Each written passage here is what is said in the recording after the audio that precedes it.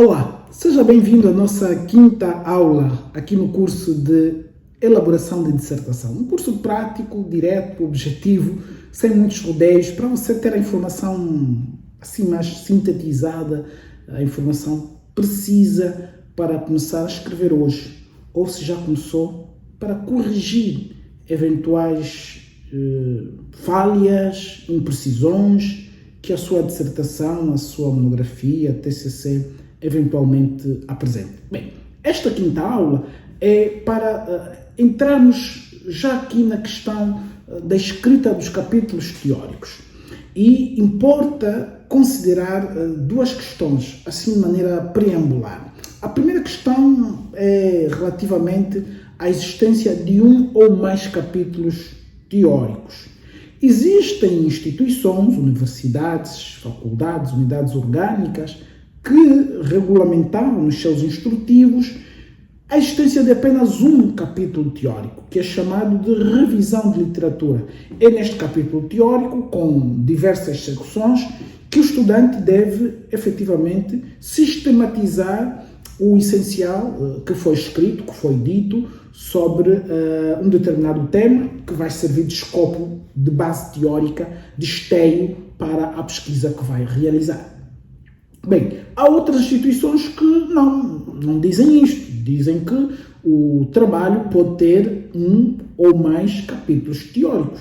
Portanto, independente do caso, do seu caso, da sua instituição, você vai aprender a estrutura narrativa normal. Portanto, que pode ser aplicada para um ou para outro caso.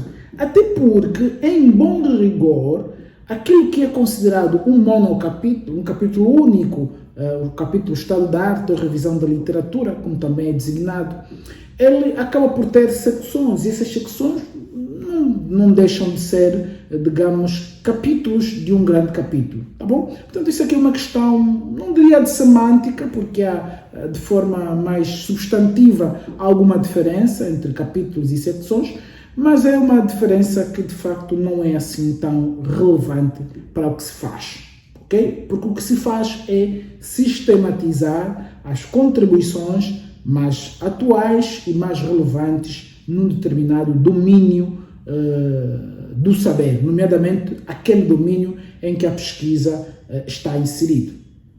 Existem, e a nossa aula é sobre esta questão, existem diferentes formas de estruturar o texto. O nosso método, o TCC 3M, que é o método que estamos a ensinar aqui, já esta nossa quinta aula, já algumas aulas, estamos a dar as dicas, as orientações, as instruções baseadas nessa experiência do método TCC 3M. Ele preconiza aqui um conjunto de estruturas para você poder elaborar o seu capítulo ou os seus capítulos teóricos. E depois vamos também falar da questão da qualidade e da técnica CAC. Bem, há três estruturas. Há uma estrutura que é a narrativa mais histórica ou cronológica, e em que, por exemplo, os capítulos ou as secções começam por dar uma perspectiva da evolução do fenómeno. Portanto, há toda uma apresentação longitudinal da evolução daquele fenómeno ao longo do tempo. Portanto, você pode começar por escrever adotando essa perspectiva, por exemplo, ao longo dos tempos, com o passado, com o início do século XXI, na década de 2000, ou seja, a estrutura ela é muito ancorada em questões de natureza temporal, longitudinal, e há uma tendência da análise ser também, não propriamente uma análise histórica, mas uma análise sobretudo longitudinal, ou seja, olhando para o tempo, olhando para o fenômeno, peço desculpa, ao longo do tempo. Portanto, essa é uma estrutura que você pode adotar para escrever o seu capítulo teórico, organizando os autores conforme a sua, digamos, distribuição no tempo. Autores da década de 60, de 70, de 80, de 90, assim sucessivamente. Pode optar, de acordo com o seu tema, com a perspectiva que ele dá, com o seu estilo, pode optar ou não por esta estrutura narrativa, mais histórica, ok? Outra estrutura é a estrutura de oposição. Independente de se esse autor é recente ou é antigo ou é mais retrasado, como é o caso do que observa na estrutura histórico-cronológica. Aqui na estrutura de oposição é construir o seu texto em blocos. O bloco dos que concordam com alguma explicação do fenômeno e o bloco dos que discordam com alguma explicação do fenômeno. Ou, dito de outra maneira, o bloco dos que defendem a explicação A do fenômeno e o bloco dos que defendem a explicação B do fenômeno. Portanto, esta é a estrutura narrativa de oposição.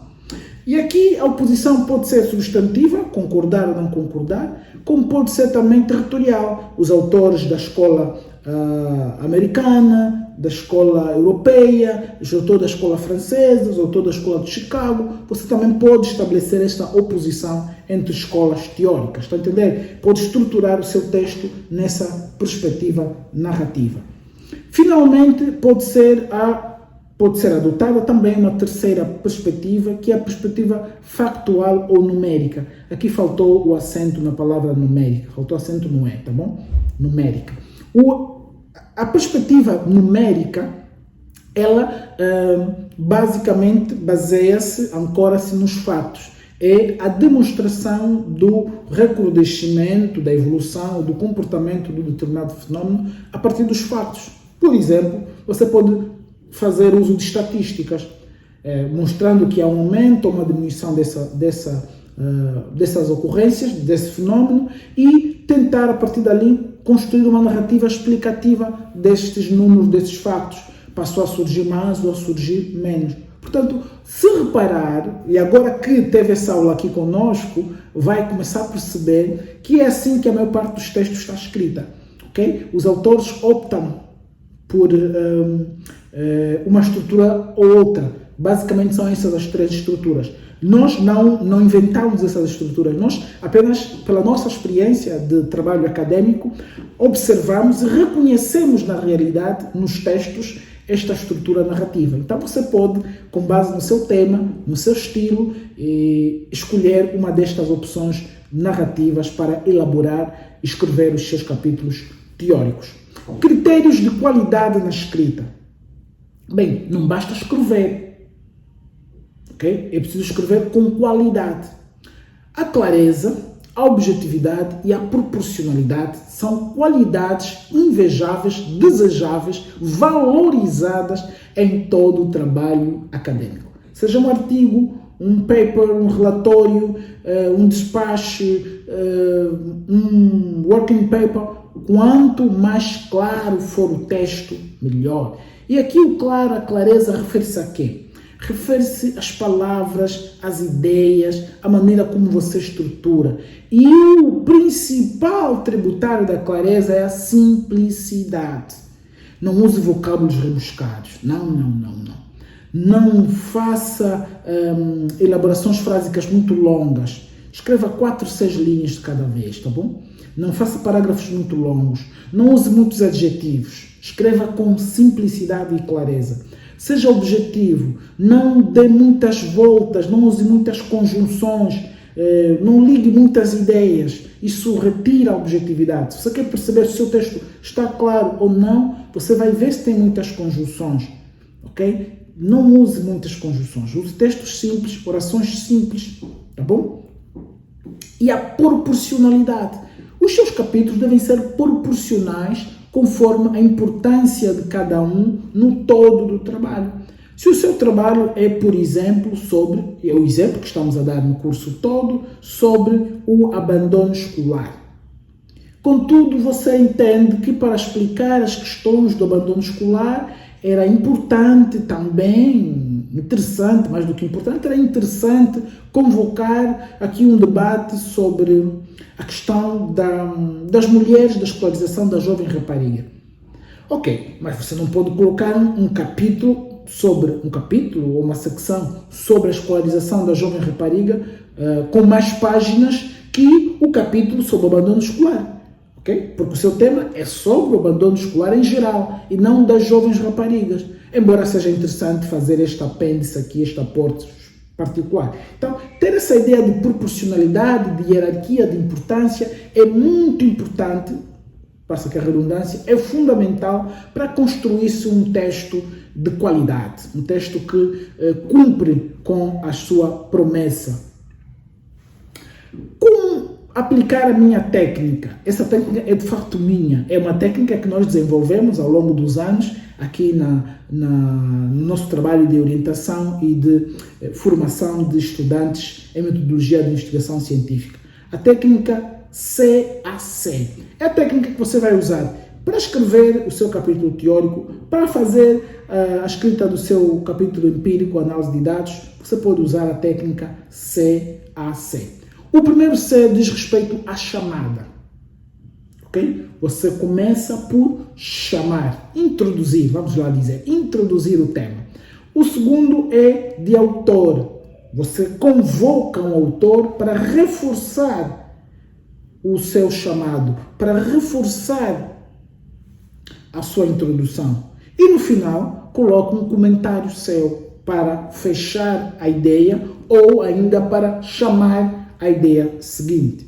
Portanto, esta é a técnica CAC. E aqui temos um exemplo prático de como você pode usar a técnica CAC. Vamos lá. O crime organizado tem vindo a crescer nas últimas 2 décadas. Esta é a tua chamada. Os dados do INE, o Instituto Nacional de Estatística, aqui para Angola, apontam para um crescimento de 45% na última década. Isto é o autor. O autor pode ser uma instituição, um documento oficial, ou um autor, um investigador. Estes números, e outra vez aqui a falta de revisão dos meus textos, estes números, faltou S, podem explicar o aumento do sentimento de insegurança declarado pelos nossos inquiridos. Ok? Portanto, eu começo com uma ideia minha, um chamado até aqui, reforço com o autor, pode ser uma fonte terceira, e concluo com uma constatação. Este é o esquema que você vai escrever todo o seu trabalho, é sempre assim. Uma chamada, palavras suas, um autor para reforçar o que está a dizer, um comentário final para terminar a ideia ou chamar uma ideia seguinte. Aqui, este é o último exemplo, vamos já terminar esta aula. Temos um outro momento em que se demonstra a aplicação da técnica CAC. O estudo das doenças contagiosas, como a tuberculose, nem sempre mereceu a mesma atenção. Ponto. Isso é uma afirmação. Silva refere que apenas no final do século XVIII é que os governos passaram a financiar pesquisas sobre o assunto. Portanto, está aqui um autor para reforçar a minha chamada. Este facto deve ser levado em conta no contexto da nossa pesquisa. Então, um comentário para fechar. É basicamente assim que você vai escrever os seus capítulos teóricos. Primeiro uma chamada ou introdução sua, por suas palavras, e depois colocar um autor ou um documento oficial para reforçar a sua afirmação e, finalmente, uma rebatida final com um comentário. Não recomendamos começar parágrafos com citações, começar de acordo com fulano, logo, não recomendo, não é proibido, não é grave, mas cria uma certa cacofonia. Procure sempre colocar os autores no meio ou no fim, começar com um parágrafo, ou começar, por exemplo, uma secção com uma citação, não é correto. Não use 2, 3 citações seguidas, sobretudo quando é do mesmo autor. Isso tudo tem muito que ver, pois, com a percepção geral que o trabalho vai deixar, portanto, com os critérios de qualidade do seu trabalho. Bem, esta foi a nossa 5ª aula. Espero que você já tenha agora uma ideia bem mais clara de como estruturar os seus capítulos teóricos e como escrever cada uma das secções do seu capítulo.